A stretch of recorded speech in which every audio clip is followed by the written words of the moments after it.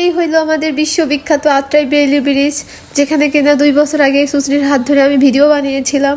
আর এখানে আমি আমার সুসনিকে হারিয়ে ফেলেছিলাম। তো অনেক বছর পর আবারও চলে এসেছি আত্রাই বেইলি ব্রিজে। আজ আমি বেইলি ব্রিজের উপর দাঁড়িয়ে মর্মাহত আমি স্মরণ করছি আমার প্রিয় সুসনিকে। প্রিয় সুসনি, তুমি যেখানেই থেকো ভালো থেকো।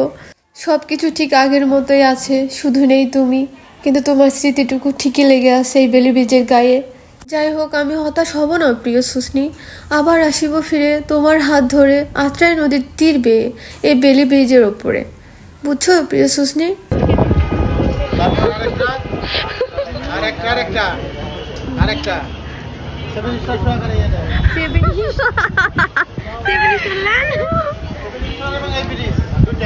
পার হয়ে যাইতে লাগে, মধ্যে গেলে দাঁড়ালে ভালো লাগবে। আমার বাচ্চা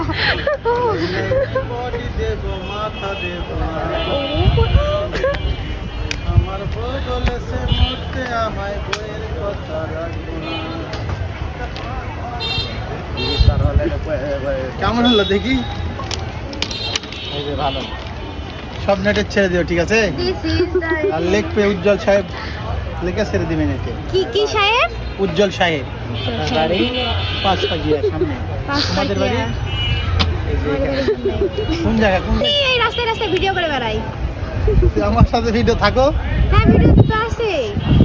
ওই তো ঘোরার সময় আপনাকে ক্ষমতাটা পাই আমি। আপনি কিসের দাঁড়াইছেন?